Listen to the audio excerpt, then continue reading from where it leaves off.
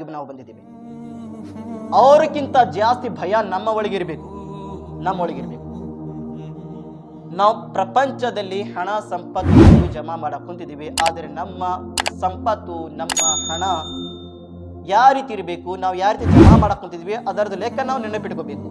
ಯಾರಿಗೆ ಮೋಸ ಮಾಡಿ ನಾವು ಹಣ ಸಂಪತ್ತು ಜಮಾ ಮಾಡ್ಕೋಬಾರ್ದು. ಯಾರಿಗೆ ನಾವು ಕೊಲೆ ಮಾಡಿ ನಾವು ಸಂಪತ್ತನ್ನು ಜಮಾ ಮಾಡಬಾರ್ದು. ಹರಾಮಿನ ಕೆಲಸಗಳನ್ನು ಮಾಡಿ ನಾವು ಸಂಪತ್ತನ್ನು ಜಮಾ ಮಾಡಬಾರ್ದು. ಸೂದುಖೋರಿ, ಬಡ್ಡಿ ಅವರುಗಳು ಇಂಥದ್ದು ಹರಾಮ್ ಚಟಗಳು ಮಾಡಿ ನಾವು ಸಂಪತ್ತನ್ನು ಜಮಾ ಮಾಡಬಾರ್ದು. ಶರಾಯಿದು ಅಂಗಡಿ ತೆಗೆದು ಬಿಸ್ನೆಸ್ ಮಾಡಿ ಅಂತ ಆ ರೀತಿ ನಾವು ಬಿಸ್ನೆಸ್ ಯಾವತ್ತು ಮಾಡಿ ಹಣ ಸಂಪತ್ತು ಜಮಾ ಮಾಡಬಾರ್ದು. ನಮ್ಮ ಕಷ್ಟದ ದುಡ್ಡು ಏನಿದೆ ಅದರ ಒಳಗೆ 500 ರೂಪಾಯಿ ನಮ್ಮ ಇವತ್ತಿನ ನಾನು ಕಷ್ಟಪಟ್ಟಿದ್ದು ಇಷ್ಟೇ ನನ್ನ ಪೇಮೆಂಟ್ ಬರಬೇಕು ಅನ್ನೋದು ಗೊತ್ತಿದೆ. ಆದರೆ ನಾವು ಲಾಲಚಿ ಆಗಿ ಅದರದ ಇಚ್ಛೆ ಪಡ್ಕೊಂಡು ಅತಿ ಜಾಸ್ತಿ ದುಡ್ಡು ತಗೊಂಡು ಜನರಿಗೆ ಮೋಸ ಮಾಡ್ಕೊಂಡ್ವಿ. ಅದರದ ಲೆಕ್ಕ ನೀವು ಅಲ್ಲಾನ ಬಾರಿನ ಕೊಡಬೇಕು. ಇದು ಪ್ರಪಂಚ ಇದು ಯಾರು ಗೊತ್ತಾಗೋದಿಲ್ಲ. ಏನಪ್ಪಾ ನಾವು ಬೆಳಿಬೇಕು, ಮುಂದೆ ಹೋಗ್ಬೇಕು. ಬೆಳೀರಿ, ಯಾರು ಬೇಡ ಅಂದ್ರು. ಆದ್ರೆ ಹಲಾಲಿಂದ ಬೆಳೀರಿ, ಅಲ್ಲ ಹರಾಮಿಂದ ಇದಕ್ಕೆ ಬೆಳೆ ಕುಂತಿದ್ರಿ ನೀವು. ಎಲ್ಲ ಜನರಿಗೆ ಸಂತೋಷ ಕೊಟ್ಟು ಬೆಳೀರಿ, ಅಲ್ಲ ಅವ್ರಿಗೆ ನೋವು ಮಾಡಿ ಮೋಸ ಮಾಡಿ ಎದಕ್ಕೆ ನೀವು ಎತ್ತರದಲ್ಲಿ ಬರಾಕೊಂತಿದ್ದೀರಾ.